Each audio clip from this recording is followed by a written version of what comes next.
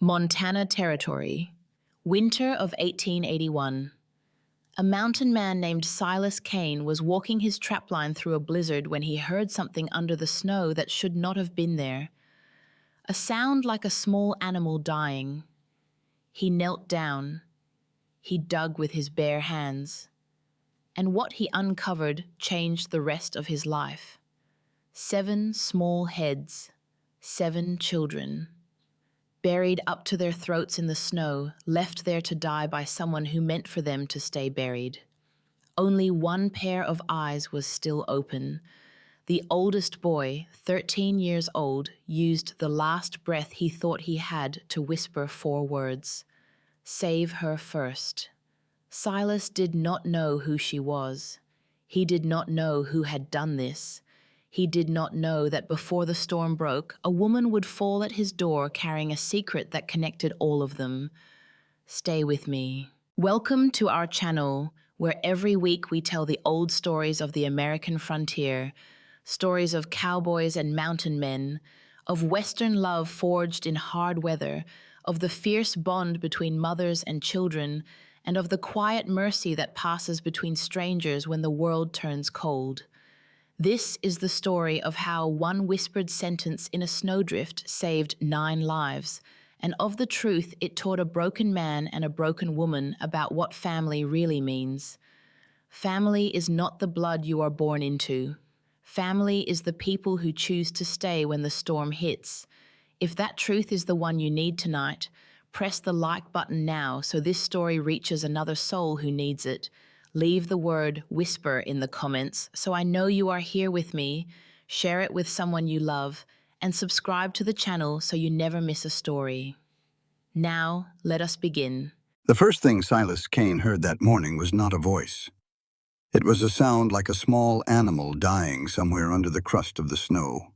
He had been walking his trap line since before dawn. The blizzard had held for 2 full nights, and the marten traps needed checking before another fall buried them past finding. His breath came out white. His beard was frozen hard against his collar.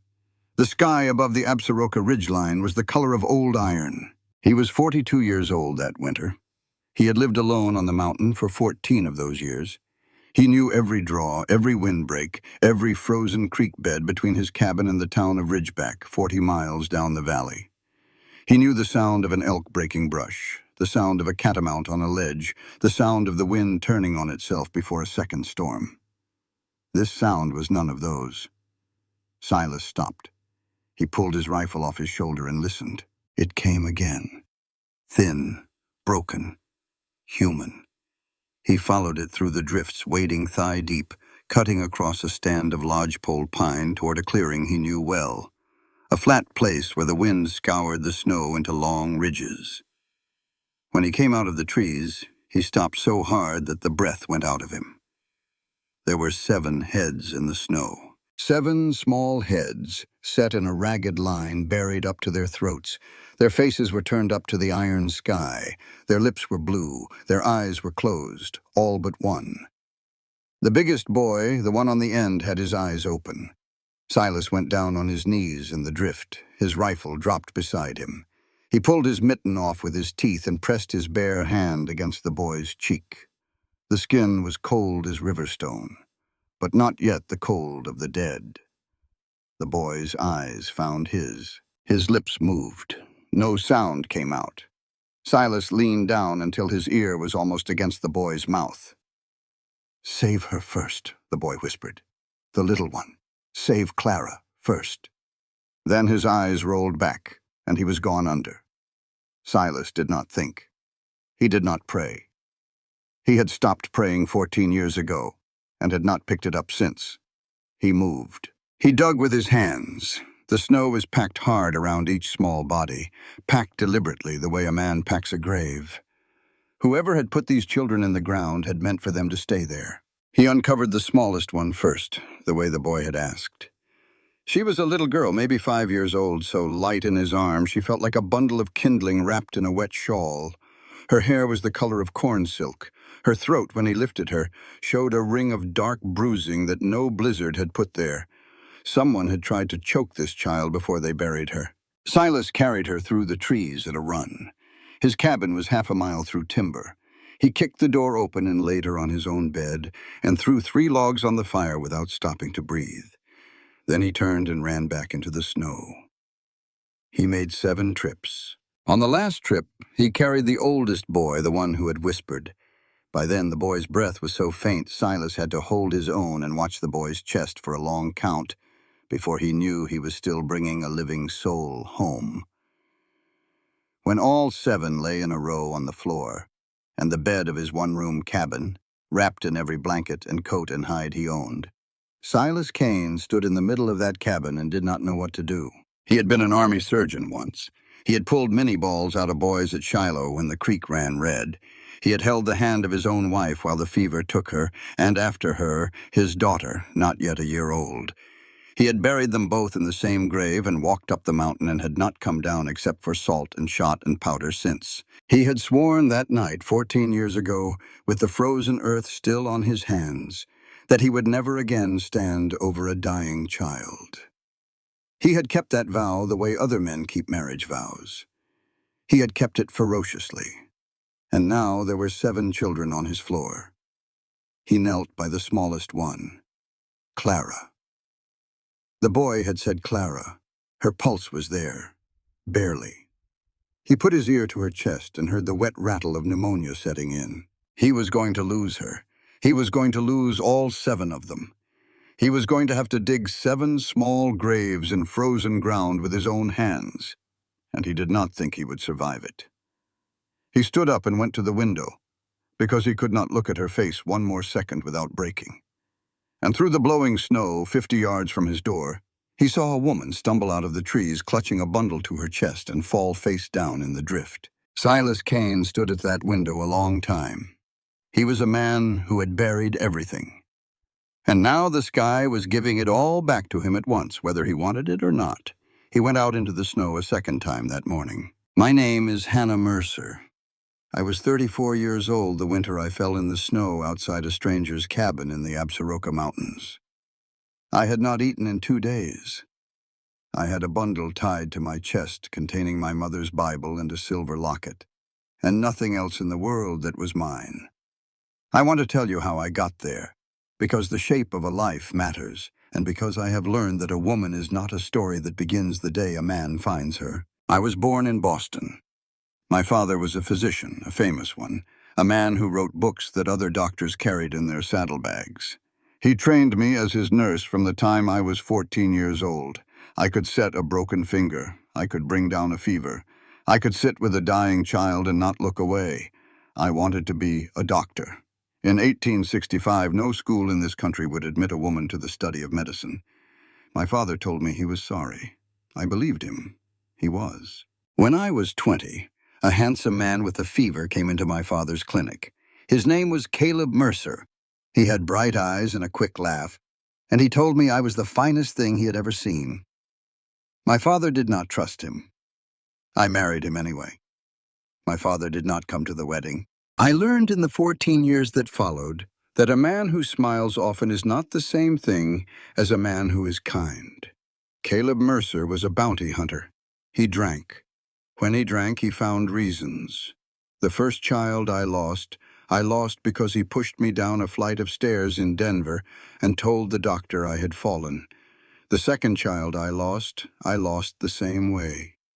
The third time, 3 weeks before the blizzard I am telling you about, he beat me so hard, I woke up in a church infirmary and could not remember my own name for 2 days. When I could remember it, I took $18 from his coat pocket, and I walked to the stage office and I bought a ticket north. I did not know where I was going. I only knew I could not be where he was. The stage put me down in a place called Ridgeback, Montana Territory. I had $6 left.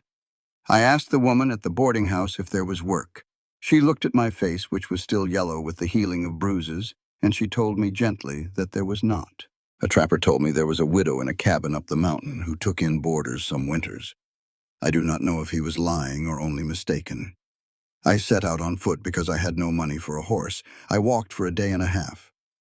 The blizzard found me on the second morning. I remember going down. I remember the cold stopping being cold and starting to be warm. which is the last lie the body tells you before it quits. And then I remember being lifted. I woke on the floor of a cabin. There was a fire so hot I could feel it through my coat. I was on a rag rug, wrapped in a buffalo hide, and there was a man kneeling over a small girl on the bed across from me, and he was crying without making any sound at all. I thought I had died. I thought this was the quiet room they take you to afterward. Then the man turned his head and saw that my eyes were open, and he did not greet me. He did not ask my name. He said in a voice rough as bark, "You know how to break a fever in a child, ma'am. This one's dying." I sat up. Every joint in me screamed. I looked past him and saw 6 more children laid out on the floor in blankets, all of them small, all of them breathing the shallow breath I had heard too many times in my father's clinic. I crawled to the bed on my hands and knees.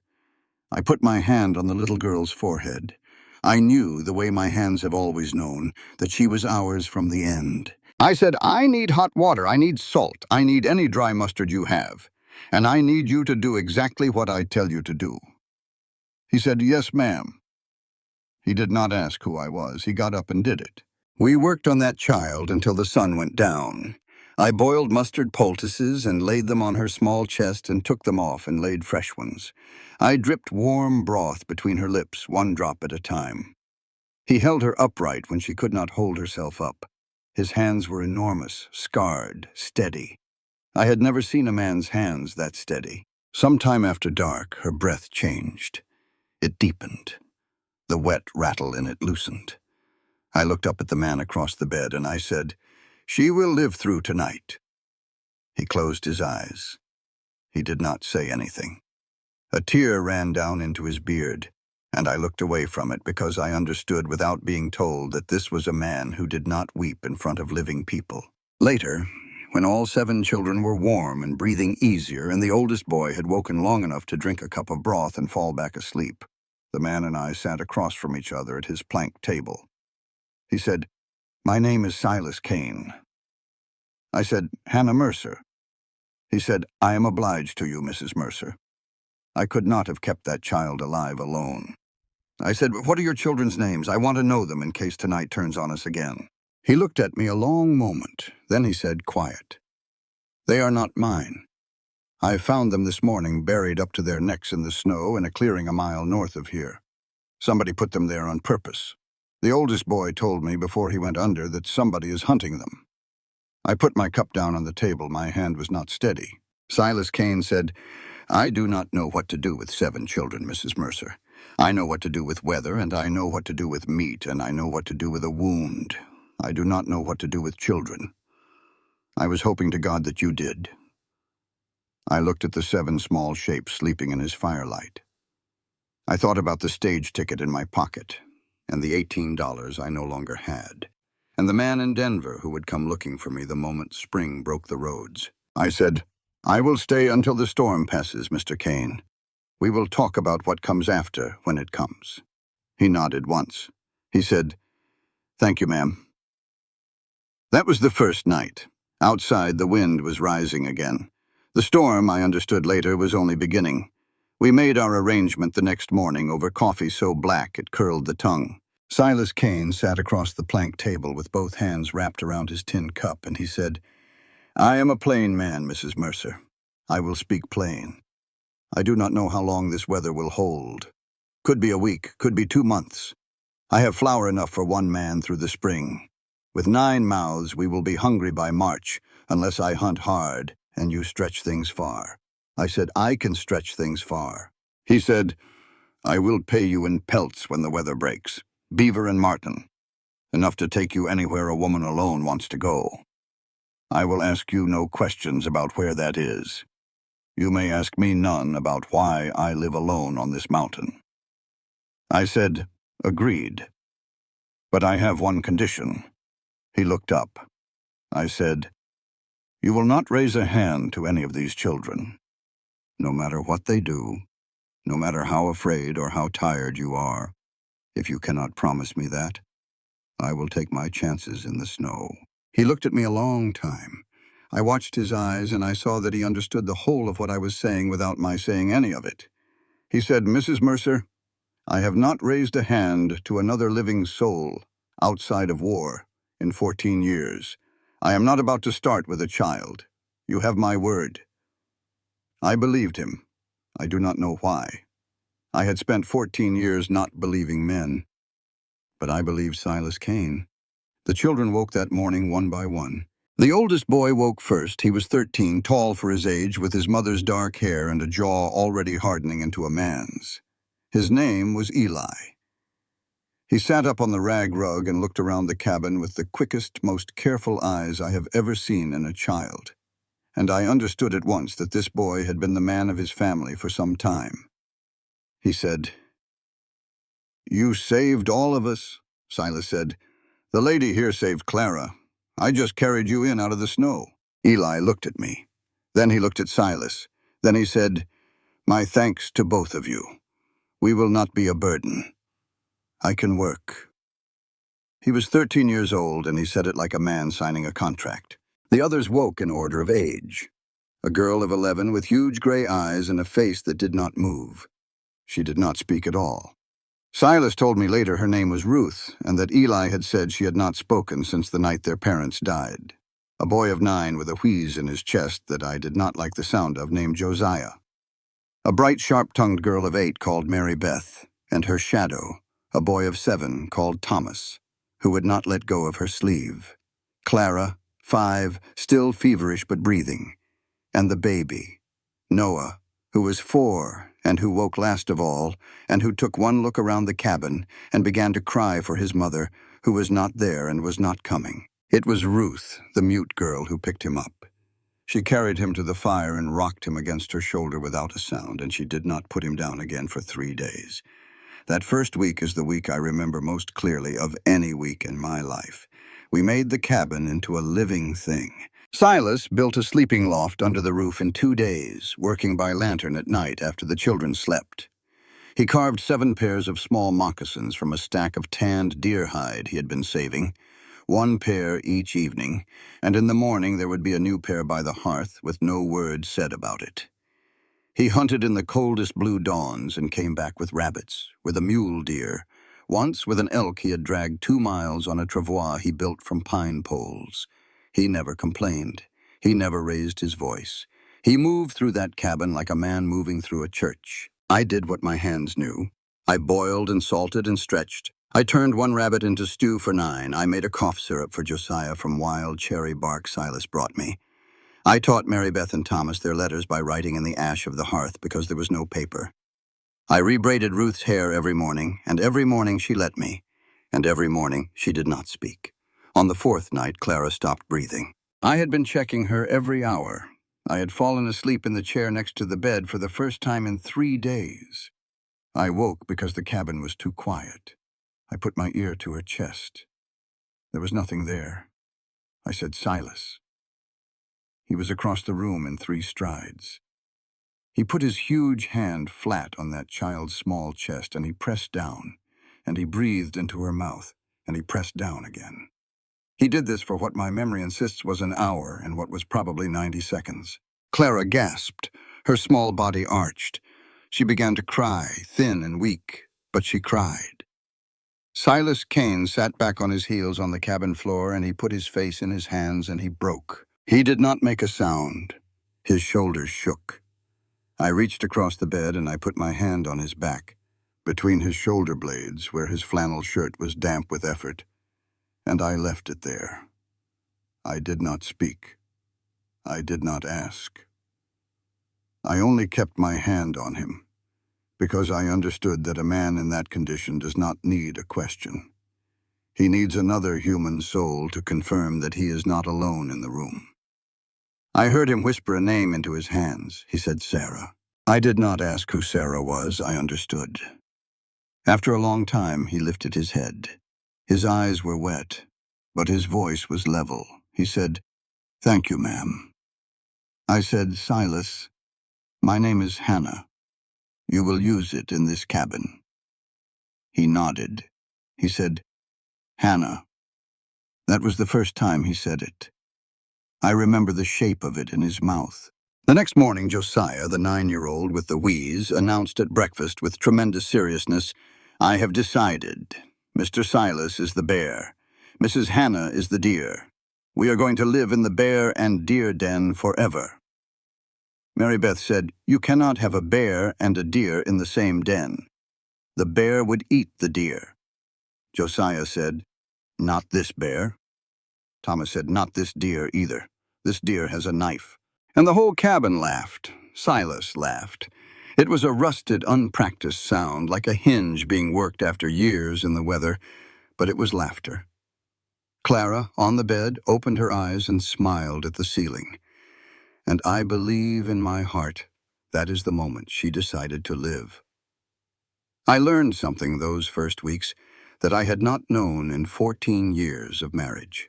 I learned that a strong man is not a man who does not weep. A strong man is a man who dares to keep touching other people's pain, even after his own pain has broken him. Caleb Mercer had never wept in front of me. Not when I lost our children. Not ever. I understood, watching Silas Kane on his knees beside a 5-year-old stranger, why that had been. Cruelty is a kind of cowardice. Tenderness, the real kind, is the hardest courage there is. The storm did not break that week. It did not break the week after. We settled into the slow rhythm of 9 lives in one room, and I began to be afraid of something I had not expected. I began to be afraid of how much I did not want to leave. In the second week, the storm eased enough to let the sun through for an hour at noon each day, and the mood in the cabin eased with it. Clara's fever broke clean. She began to sit up. She began to call me Mama H, which was a name she invented herself and which none of us corrected. Ruth, the silent one, wrote her first word in the hearth ash with a stick one morning. The word was home. She showed it to me and then to Silas, and then she covered it up with fresh ash and would not speak of it. Silas began to teach Eli to shoulder a rifle.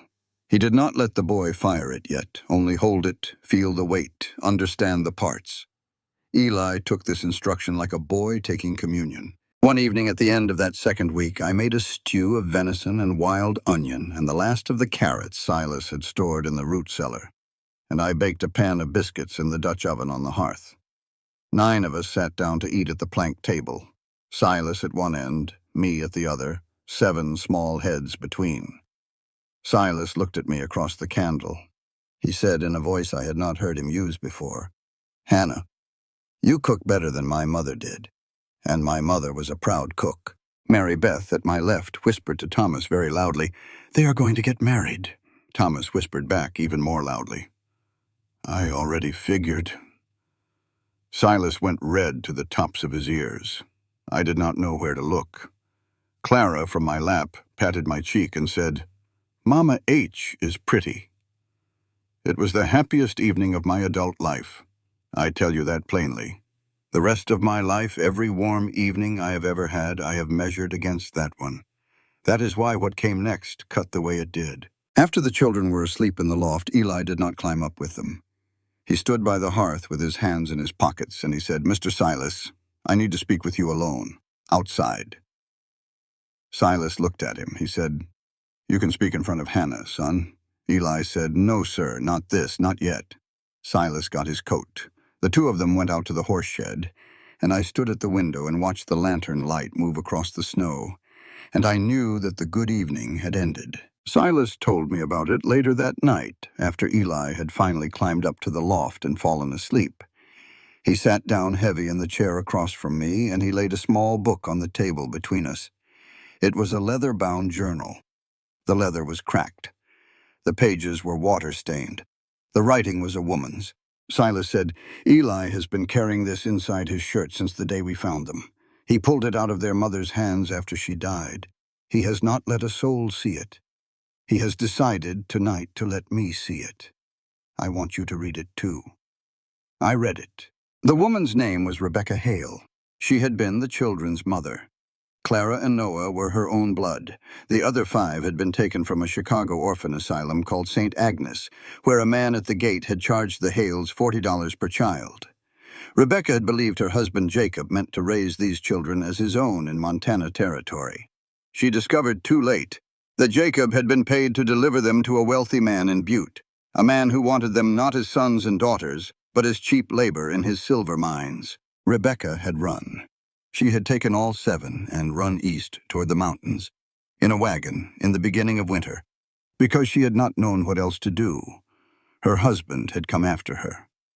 The final entry in the journal, in handwriting I could barely read for the shaking of the hand that wrote it, said this: "He has caught us. The children are hidden in the woodpile. He will not find them tonight. Tomorrow he will. The man who paid him is not Jacob's boss. It is Jacob's own brother, his own brother. That is how cold the world is. If any soul reads this book, protect my children from the man whose name is..." The next page had been torn out. I closed the journal. I did not know what to say. Silas said, quiet.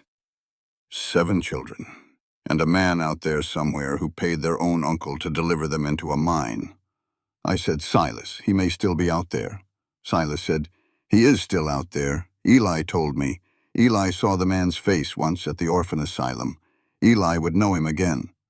I said, what do we do? Silas said, we keep them alive until spring. We get them down to the fort at Bozeman. We put Eli in front of a federal marshal. That is what we do. I said, and if he finds us first? Silas looked at me across the candle. He said, then I am going to be a harder man to get past than he is expecting. I did not sleep that night. I lay in my blankets by the hearth, and I listened to the breathing of 7 children in the loft above me, and I listened to Silas Kane walking the inside of the cabin every hour, checking the bar on the door, checking the load on his rifle, and I understood for the first time what kind of man I had fallen in the snow in front of. At some point before dawn, Silas put on his heavy coat and went out to stand watch in the lee of the smokehouse. When he came back in, his face was the color of old stone. I sat up. He said, Hannah, there are fresh hoof prints in the snow, 200 yards out in the tree line. Someone rode up, stopped, watched the cabin long enough to smoke a cigar. I found the stub, then he rode off. I said, when? He said, tonight, while we were eating supper. The man was here, and he had gone away again without coming to the door, which meant he was not ready yet, which meant he was waiting for something. I thought about that a long time. I did not sleep again. Silas rode out the next morning to read the trail. He was gone 4 hours. When he came back, his mustache was white with frost, and he had a folded piece of paper in his hand, which he laid on the table without a word. The paper read, 7 + 1. Good. Saves me a trip. It was signed with 2 initials, J.H. I said, Jacob Hale. Silas said, or his brother. Eli does not know the brother's first name, only that he is the uncle and that he is a rich man in Butte. I said, he knows there are 8 of us now. Silas said, he knows there is a woman. Yes. He did not say the other half of it. He did not need to. If the man came for the children, he would not leave a grown woman alive to tell the tale. That afternoon, Josiah had the worst attack of his small life. I had been watching him for 2 days. The wheeze had been getting worse. The cabin air was dry from the fire, and the cold outside was so hard that even stepping out to the woodpile made his small chest whistle. That afternoon, while I was slicing salt pork, he went down on the floor and could not get air. His lips went blue, his eyes rolled. Mary Beth screamed. Silas lunged for him. I said sharp, Silas, move! I had not meant to say it like that. It came out of me the way a thing comes out of a woman who has done this before. I knelt over Josiah. I lifted his chin. I put my ear to his mouth and listened to the thread of air. I shouted at Eli to bring me the tin box on the high shelf, the one I had put the bark and herbs in the first week, and I shouted at Ruth to bring me honey and hot water. I brewed a draught of willow bark and dried mullein and honey in a cup. While it steeped, I pressed 3 points at the base of Josiah's small skull with my thumbs, the way my father had taught me to press them in a ward full of croupy children in Boston in 1863. In 4 minutes, Josiah breathed. In 6 minutes, he was sitting up and drinking the draught and crying softly. I sat back on my heels on the floor. I was shaking. I felt Silas watching me. I turned my head. He was standing against the wall, arms folded, looking at me as if I were a stranger who had walked into his cabin wearing Hannah Mercer's dress. He said, quiet. Who are you, Hannah? I had known this moment would come. I had not known it would come on a Tuesday afternoon over the body of a breathing child. That night, after supper, after the children were in the loft, I told him. I told him about my father. His name was Ezekiel Thorne. He was a physician in Boston, respected, published, stern. I told him how my father had trained me at 14, how I had assisted at surgeries by the time I was 17, how I had set broken bones and delivered babies and closed wounds, and how I had wanted, more than I had ever wanted anything, to study medicine formally at the college, and how no college in the United States of America in 1865 would have me. I told him how Caleb Mercer had come into our clinic with a fever, and how I had been foolish enough to mistake charm for kindness, and how my father had told me plainly that the man was rotten, and how I had married him anyway, and how my father had disowned me the day I walked out. I told him my mother had died 4 years later, and my father had not sent word to me because he did not know where I was, because I had been ashamed to write. I told him that Caleb had beaten me, that I had lost 3 children to his hands, that the last time, 3 weeks before he arrived on the mountain, he had nearly killed me. I said, I am not a schoolteacher, Silas. I am a woman who threw away every skill she had to marry a man who made her ashamed of being alive. I tell you now so you know. So you do not think I am some delicate person you have to protect. I am not that. I was trained to save lives. I just stopped using what I knew because I was told for 14 years that what I knew did not matter. Silas listened to all of it without moving. When I was done, he reached across the table. He took my hand. His huge palm closed around mine. He said, Hannah, a woman who saved a boy in 4 minutes on a cabin floor is not a woman who has to explain herself to anyone, least of all me. I began to cry.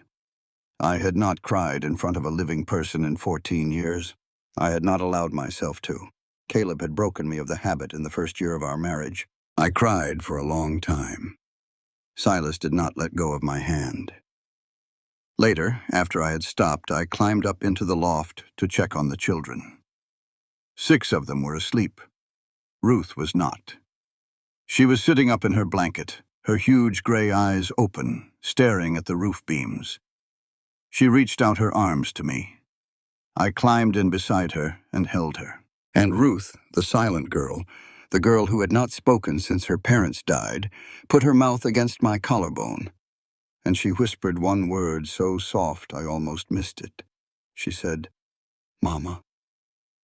I held her, and I did not weep, because I did not want her to feel me shake. I held her until she fell asleep, and then I climbed down to the hearth and I sat across from Silas Kane in the low firelight, and I said, I cannot leave them, Silas. I cannot leave any of them. I cannot leave you. He said, Hannah, I did not ask you to. I said, you should know that there is a man in Denver who is going to come looking for me in the spring. And if he finds me here, he will not come alone, and he will not come kind. Silas said, Hannah, there is a man somewhere closer than Denver who is coming looking for these children. One threat at a time. He got up. He walked to the cabin door. He slid the iron bar across it, and then he turned and looked at me. He said, we hold this cabin. Whatever comes to it, we hold it. Together. I went to sleep that night on the rag rug by the hearth for the first time in many years, not afraid. A new storm rose on the 3rd week, harder than the first. On the 2nd night of it, the western corner of the cabin roof began to leak. Snowmelt from the warm inside ran down the inside of the logs and pooled on the floor. If we did not patch it, we would lose the cabin's heat. And if we lost the cabin's heat in a temperature of 20 below zero, we would lose children. Silas said, I will patch it tonight. I will need another pair of hands. The children were asleep. I was the only pair of hands. We worked from midnight until almost 3. He stood on a crate and held the cut planks against the rafters. I stood on a chair below and handed him nails and held the beam steady against his weight. For 2 hours, we did not speak. We worked by the light of a single lantern hung from a hook in the center beam. The only sounds were the storm on the roof and the steady tap of his hammer. Every time his hand came down for another nail, my hand met it.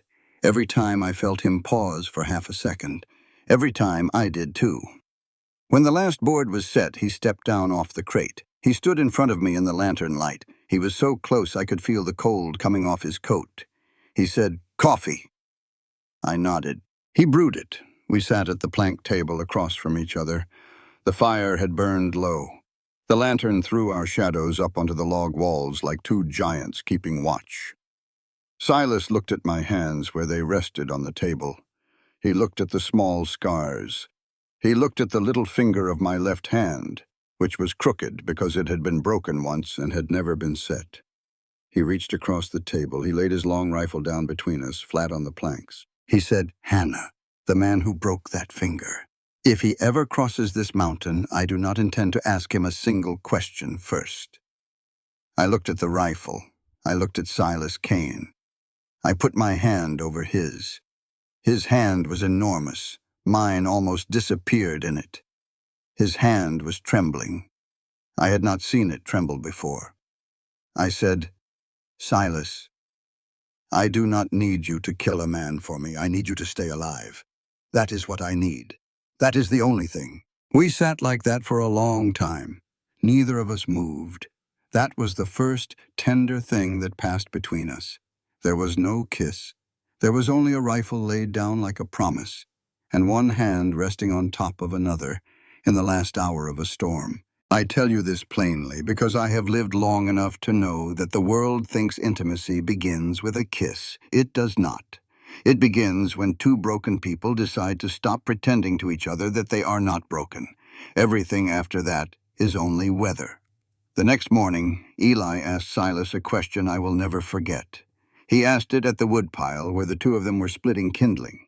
I heard it through the open door because I was standing at the hearth stirring porridge. Eli said, "Mr. Silas, why did you save us? You do not know us. We are not yours." Silas did not answer for a long time. The axe came down. The axe came down again. Then he said, "Son, 14 years ago in this same valley there was a doctor down in Bozeman. My wife had the fever. My daughter had the fever. I rode 8 hours through weather worse than this to fetch him. He opened his door. He looked at the snow. He said he would not come. He said the road was too hard and my cabin was too far and my people were too poor to be worth the trouble." The axe came down. My wife died before I got back. My daughter died 2 days after. I buried them together. And I swore, standing over that grave, that if I ever in my life stood over a dying child with my own 2 hands and the ability to help, I would not be that doctor. I would not be the man who chose his warm bed. He set the axe down. He said, "We do not save each other, son, because we know each other. We save each other because we have each been the one nobody came for." Eli did not speak. I watched from the doorway. I watched a 13-year-old boy lay his forehead against a mountain man's shoulder, and I watched the mountain man stand absolutely still while he did it, and I understood that I was watching something that was going to last in that boy for the rest of his natural life. That afternoon, Silas rode out to hunt. He had been gone an hour when I looked up from the hearth and saw through the front window a curl of black smoke coming out of the chimney that was not right. The stove was banked low. There should not have been black smoke. At the same moment, I saw a strange horse tied to the front post of the cabin. I had not heard it arrive. A man's boots were on the porch. The door opened. He was a handsome man. That is the first thing I want you to understand. Evil is not always ugly. If it were, the world would be an easier place. The man who walked into Silas Kane's cabin that afternoon was tall and fair, and dressed in a coat trimmed with beaver fur that must have cost more than Silas made in a year of trapping. He had a clean-shaven jaw and a warm smile, and he held his hands up before I could even reach for the rifle over the mantel. He said, "Please, ma'am, I am unarmed. Please do not be afraid." I was afraid. He said, "My name is Nathaniel Hale. I am an attorney in the city of Butte. I am Jacob Hale's younger brother. I have been searching for these children for 6 weeks.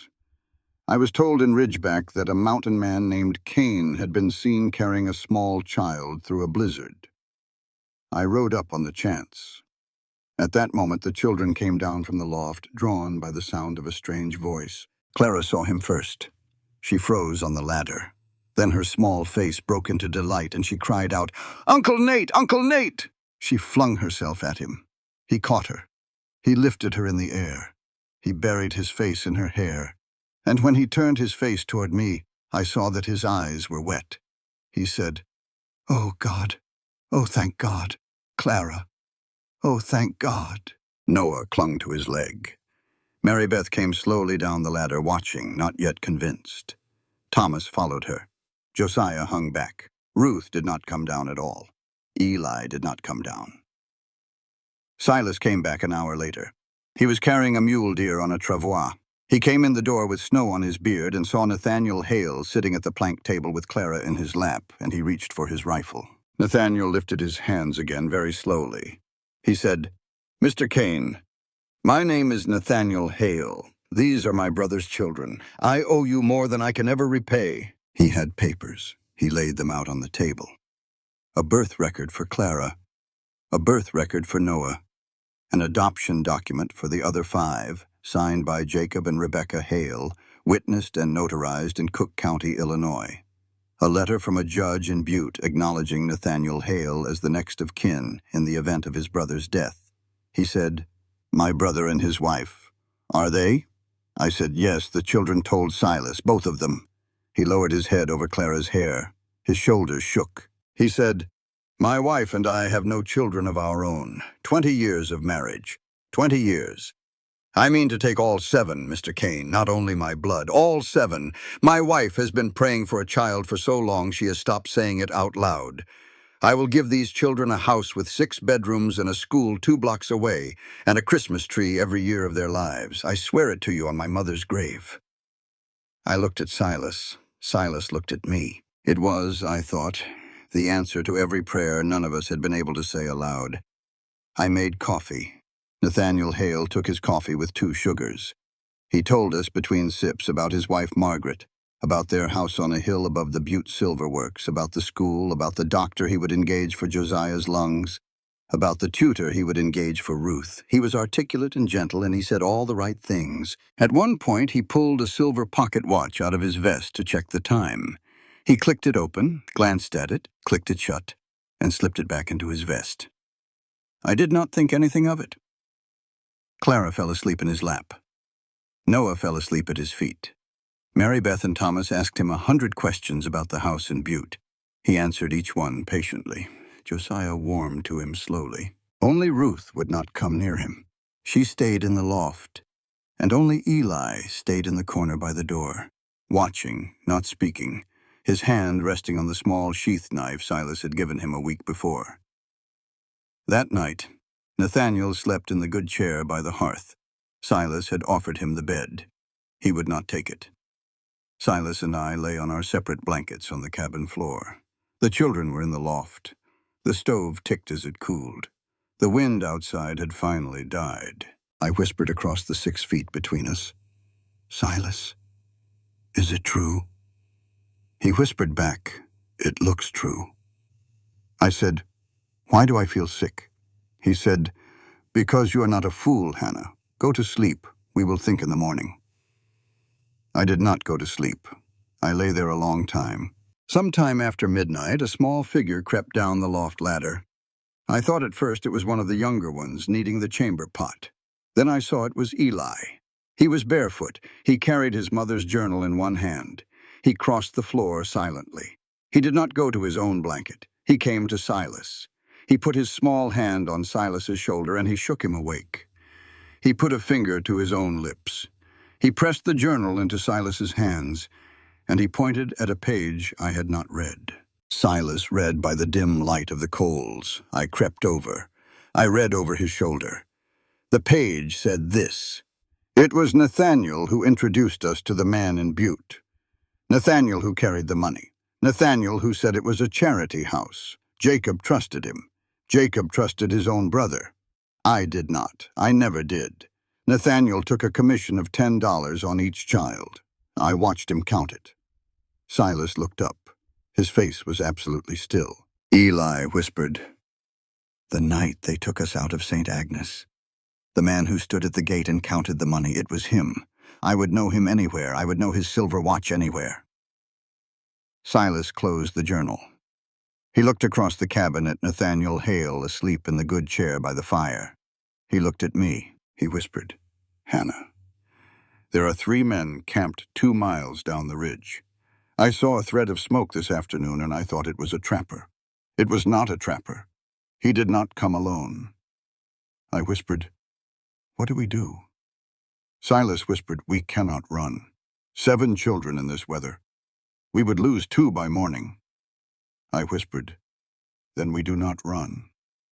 Silas looked at me a long moment. The firelight was low on his face. He whispered, "Hannah, what are you telling me you can do?" I whispered back, "I am telling you my hands know more than I have ever said." I did not sleep that night. I went to my box of herbs very quietly in the dark, and I took out a small cloth packet that I had not meant to ever use. Valerian root, ground fine. My father had taught me how to prepare it. He had also taught me how to measure it. A pinch to calm a nervous patient, a spoonful to bring sleep to a man in pain, a tablespoon to put a grown man under for 6 hours, deep enough he could be set bones on and not wake. I measured a tablespoon. In the morning, I cooked breakfast. I cooked oat porridge for 9. I sweetened it with honey and a handful of dried apple and a little cinnamon Silas had been saving since before I came.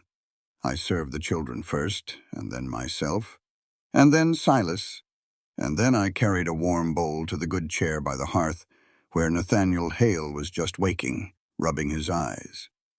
I said, "Mr. Hale, breakfast." He said, "Mrs. Mercer, you are too kind. Thank you." I smiled. I smiled the way my mother had taught me to smile at men in parlors in Boston when I was 15 years old and did not yet know what the world was. He ate. Silas watched me over the rim of his coffee cup. His face was stone. Nathaniel finished his bowl. He said he would like to ride down to his camp and send his man ahead to Butte with the good news if Silas would be willing to help him pack the children and their things for the journey down. Silas said, "Of course, sir." Nathaniel stood up to fetch his coat. He swayed. He put his hand on the back of the chair. He said, "My word, I am more tired than I thought. The altitude."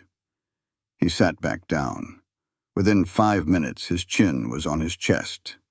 Within 8, his breathing was slow and even, and he did not stir when Silas snapped his fingers next to his ear. Silas looked at me. He said in a voice without any tone at all, "Hannah." I said 6 hours, maybe 7. He will wake with a headache and nothing else. Silas said, "Good." We bound his hands and his feet to the chair with lead-line rope from the shed. I took the silver watch out of his vest and laid it on the table. Then Silas searched his coat. Inside the breast pocket, 3 letters. Silas opened them on the table and we read them together. The first was from a man who signed himself Colonel R. Pritchard of Butte. The letter was 3 lines long. It said this: $80 a head for the children under 10. Deliver no later than February the 1st. If the widow Hale still breathes, 100 more for her. Discretion essential. The second letter was a ledger page. It listed the 7 children by first name, each one with a number next to it. Clara, 80. Noah, 80. Mary Beth, 80. Thomas, 80. Josiah, 80. Ruth, 80. Eli marked with a line through his name and the word unusable written beside it. The third was a coded telegram that I did not need to decode. The date at the top was the day after Rebecca Hale's body had been found in the snow. I sat down hard in my chair. I put both hands flat on the table to stop them from shaking. I said, "Silas, he murdered his own brother. He drove that woman and those children into a blizzard on purpose. He left them in the snow on purpose. He came back this morning to collect 6 of them and kill the 7th and kill the witness and walk out." Silas said, "Yes, he did." I said, "And the 3 men." Silas said, "You are going to get restless in about 2 hours when he does not come down." He was already reaching for his rifle. He said, "Hannah, Take the children to the root cellar. Bar it from below. Do not open it. Do not open it if you hear me calling for you. Do not open it if you hear me dying. You open it when a sheriff knocks on it 3 times slow and 3 times fast. You do not open it otherwise. Do you hear me? I said, Silas. He said, Hannah, please. I said, do not die out there. He said, I do not intend to. I said, I survived one husband being killed on me. I will not survive losing you. He stopped. He crossed the cabin in 2 steps, and he took my face in both his huge hands, and he kissed my forehead, just once, hard. He said, then I will come back. He took his rifle and 2 pistols and a long knife, and he went out the back door into the timber. Before the sun had come all the way up, I woke the children. I got them into the root cellar under the cabin floor.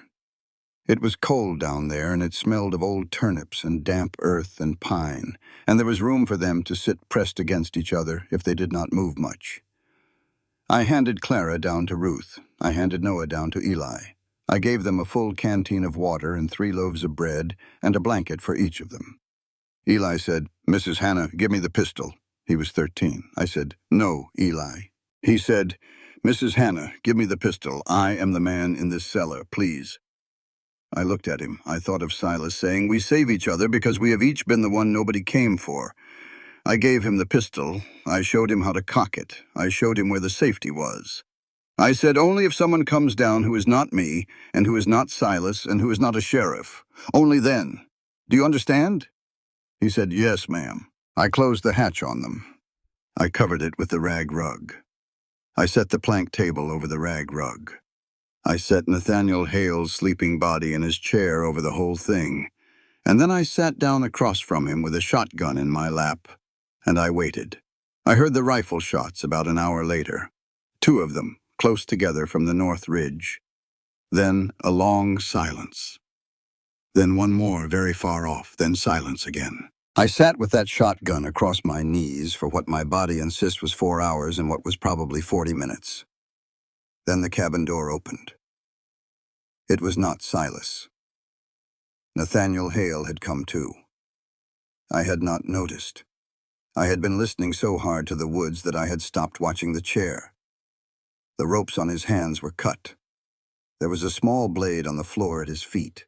He must have had it sewn into his cuff. He was standing over me. His eyes were wild and his jaw was slack from the valerian, but his hands were steady, and in those steady hands was his own pistol, which he had pulled off the mantel while I was looking out the window. He said, get up. I got up. I did not let go of the shotgun. He said, put it down. I put it on the table. He kicked the table aside. He saw the rag rug. He kicked that aside. He saw the cellar hatch. He smiled.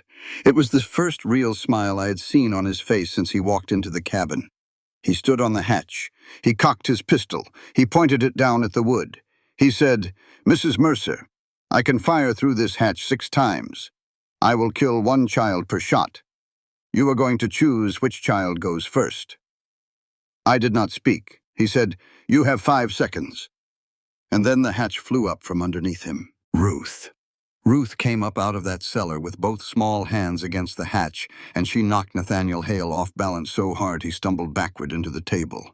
And she climbed out after him, and she stood between him and the hole where her brothers and sisters were, and she looked up at him and she said in a voice I had never heard, a voice like a bell, I remember you.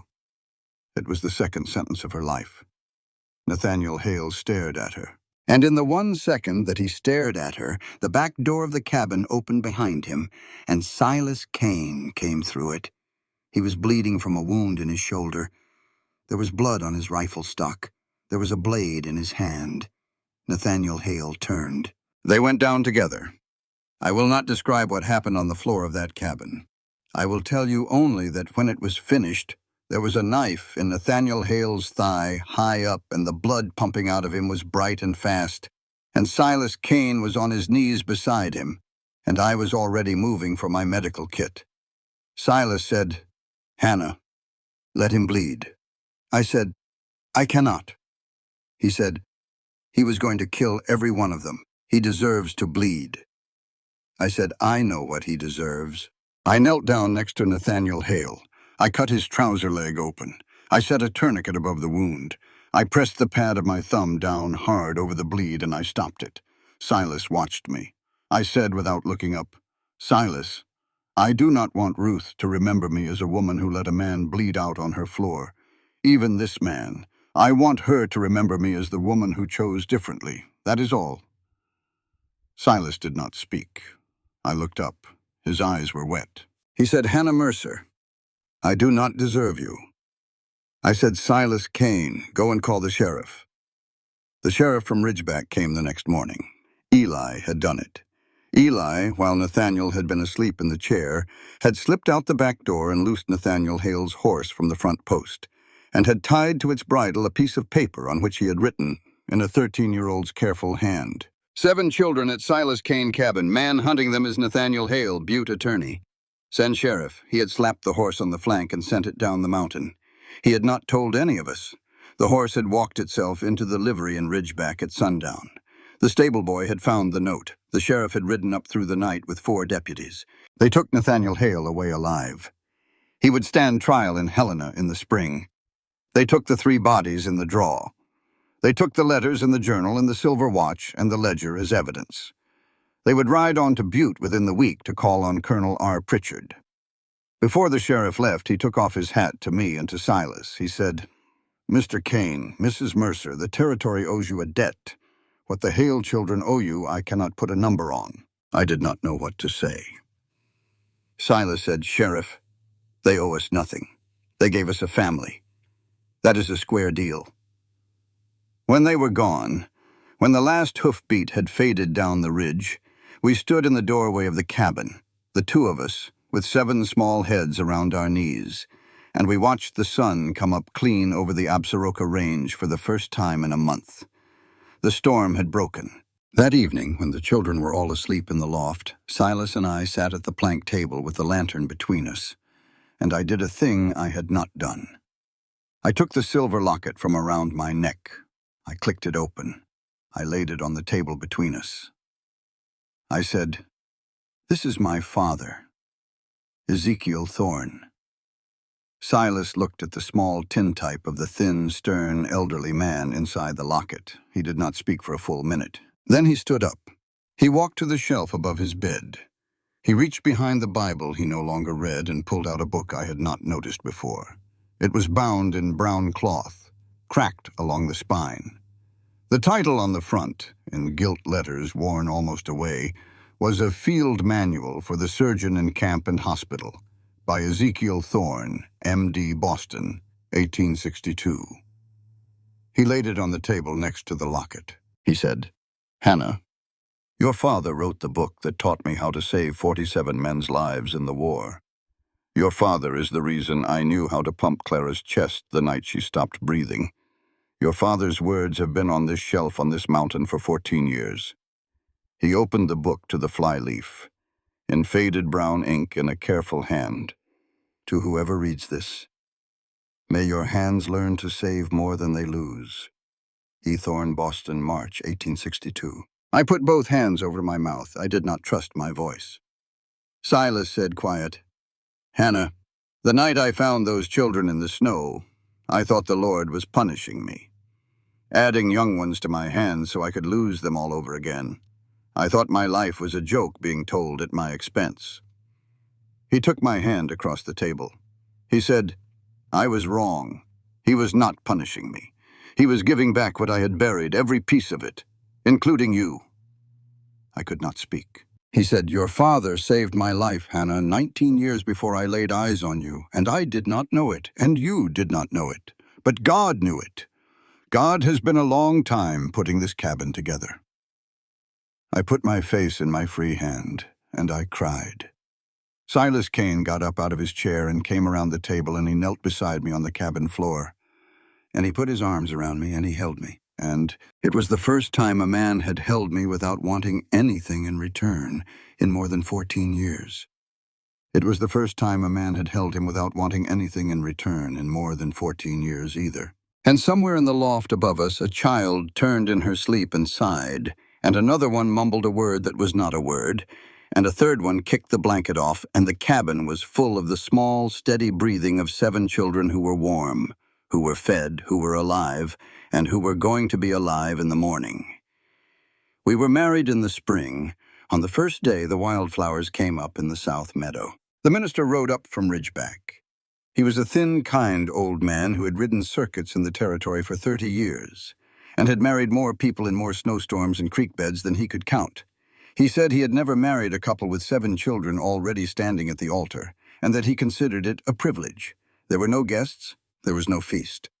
There were 9 of us, and a one-eyed hound dog Silas had taken in the week before, and the minister. Eli walked me down the path. He was 14 then.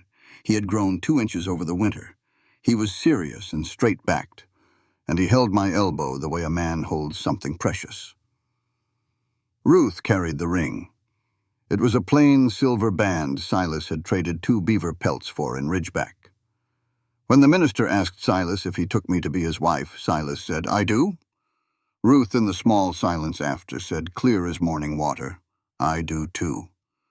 It was the 3rd sentence of her life. Silas took my hands. He said his vow. He said, "Hannah, I lived 14 years believing my heart could hold only one buried child. Today I know the heart is not a box. It is a house. And a house can grow another room for every soul who knocks on the door. You knocked. They knocked. I am a house with 9 rooms now, and the door is open. And the door is going to stay open for as long as I draw breath." I said mine. I said, "Silas, I believed for 14 years that a woman whose bones had been broken was not worth loving. These 7 children taught me otherwise. You taught me otherwise. I am not a woman who was meant to be endured. I am a woman who was meant to be chosen. Today, before God and before these children, I choose you. I choose all of you." Clara, from the front row of small faces, said in a loud stage whisper, "Are they done? Can I have cake now?" There was no cake. There was a batch of biscuits with honey. She ate 4. 7 years passed. I want to tell you about those years, not in detail because a happy life does not make a good story, but in outline because you deserve to know what became of these children. Eli went to medical college in the city of Philadelphia. He was 20 when he went. The tuition was paid by my father, Ezekiel Thorne, whom I wrote to in the 2nd year of my marriage and who wrote back within 3 weeks, and who took the train west the following spring to meet his new family. He was 80 years old when he stepped off the stage in Ridgeback. He walked straight to Silas Kane, and he held out his hand and he said, "Mr. Kane, my daughter has written to me about you. I am in your debt for the rest of my natural life." Silas shook his hand and could not speak for a full minute. The 2 of them became friends. My father lived 4 more years. He died in our cabin, in the bed Silas had built for him in the new back room, with Clara reading Psalms aloud at his side. Eli is to be a doctor, the 3rd generation in my family. He writes every month. He intends to come home to practice in Ridgeback when he is finished. Ruth speaks freely now. She is 18. She is the teacher at the one-room school I opened in the valley, a free school for any child in the county. She is calm and sharp, and the children love her. And she has never once in 8 years spoken an unkind word to any one of them. I asked her once why she had gone so long without speaking. She said, "Because I was waiting for someone to say something worth answering." Josiah is 16. His asthma is gone. The mountain air did for him what no doctor in Chicago could do. He works the forge with Silas. He is broad-shouldered and quiet, and he can shoe a horse faster than any man in 3 counties. Mary Beth is 15. She is going to be a writer, she has informed us. She is already sending stories to the magazines in the East. 2 have been printed. Thomas is 14 and has decided to be a rancher, and nothing we say will move him off it. Clara is 12. She is the heart of the family. She still calls me Mama H, though she has forgotten she ever did anything else. She has a voice like a bell, and she sings on the porch every evening while the sun goes down, and Silas stands in the doorway and listens. And I have caught him crying twice in 8 years, and both times it was while Clara was singing. Noah is 11. He is going to be tall. He already looks Silas in the eye, and there is one more. In the 2nd year of our marriage, when I was 36 and believed I was long past such things, I found that I was with child. She was born the next spring. She was small and red and fierce, and she lived. I named her for the two women who had put her there, though they did not know they had. Her name is Sarah Rebecca Kane. Silas held her the first night. He sat in the chair by the hearth with her, wrapped in the same blanket he had wrapped Clara in the night she stopped breathing. He rocked her for 6 hours. He did not let anyone else hold her. When I finally took her from him to nurse her, he had not spoken in all that time. He looked up at me. His eyes were wet. He said, "Hannah." I had stopped believing in this. I said, "I know, so had I." Sarah Rebecca is 5 now. Silas is teaching her to ride a pony. She sits on the pony exactly the way her father sits on his horse, straight-backed and steady. A small copy of a large man. A last scene, and then I am done. A winter evening, not long ago.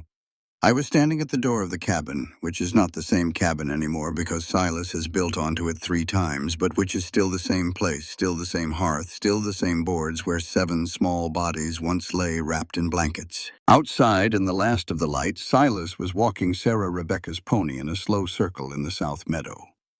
Noah was teaching the new pup, whose name is Whisper, to fetch a stick. Clara was singing on the porch. Ruth was inside the schoolhouse down the path, grading papers by lamplight. Josiah was at the forge. Eli's last letter was open on the kitchen table, folded to a page where he was describing a surgery he had assisted on. The snow was starting, soft and slow, the kind of snow that does not mean harm.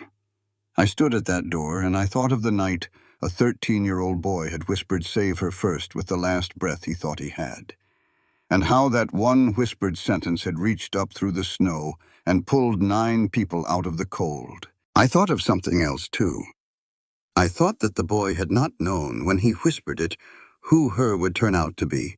He had meant Clara, but her had also turned out to be me. And her had also turned out to be me. And her had also turned out to be Ruth and Mary Beth and his own mother's memory, and a little girl not yet born who would one day be named Sarah Rebecca. Her had turned out to mean every woman and every child in that cabin, living or dead, remembered or still arriving. And I thought, finally, that Save Her First had turned out to mean Silas too. Because the man who digs a child out of the snow saves himself in the digging. That is how mercy works. That is the only way it has ever worked. I want to say one thing plainly to whoever is listening to this story. You do not choose where you are buried. None of us do. We are put into the cold in the ways the world puts us there. By fathers who are cruel, by husbands who are cruel, by brothers who sell us for $80 a head, by doctors who will not leave their warm beds, by a century that will not admit us to its schools, by our own shame, by our own silence. You do not choose where you are buried, but you choose who you dig out of the snow. And sometimes if you live long enough, if you are very lucky, the person you dig out of the snow turns out to be yourself. Family is not blood. I say this as a woman whose own father disowned her, and as a woman whose husband tried to kill her, and as a woman who found her real family in a one-room cabin on a mountain she had never heard of, among 7 children who were not hers, and one man who had sworn never to love again. Family is the people who stay when the storm hits. If you're listening to this tonight and you feel buried under a life you did not choose, I want you to hear me. Someone is looking for you. Somewhere, right now, there is a person who would walk through a blizzard to carry you home. If they have not yet arrived, then perhaps you are the one who is going to arrive for someone else.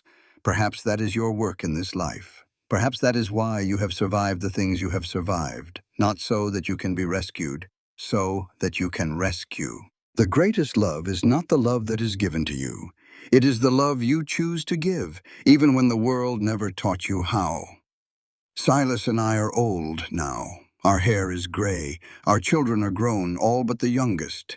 The mountain is the same. The wind in the pines is the same.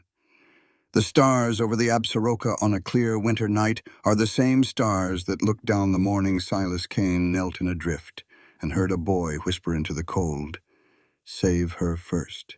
He did. And every single one of us has been saving each other in one way or another every day since. Thank you for listening. If this story moved you, leave the word "whisper" in the comments below, so I will know who among you has been the child in the snow.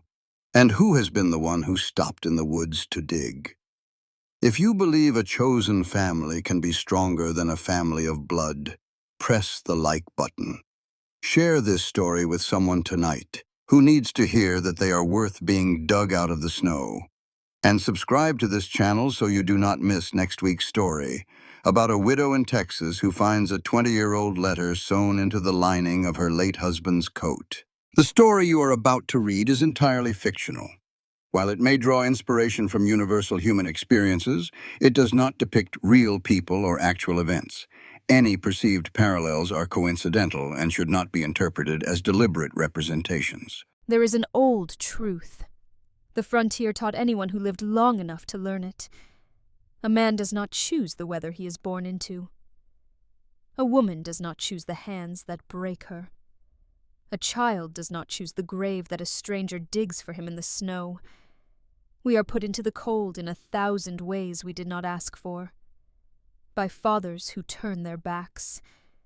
By husbands who find reasons to drink. By brothers who sell their own blood for $80 a head. By doctors who look at a blizzard and choose their warm beds over a dying little girl in a cabin 40 miles away.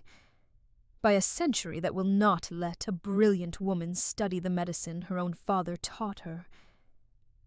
By our own shame.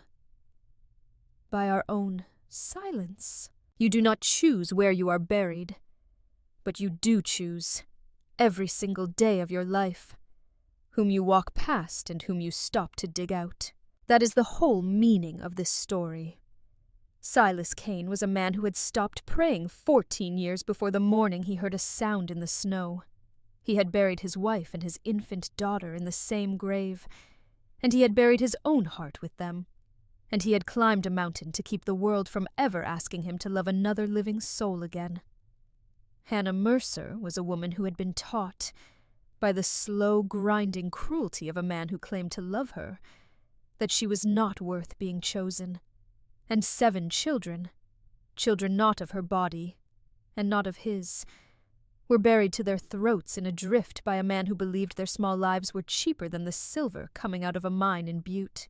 What saved every one of them was not a gun. It was not a sheriff. It was not even luck.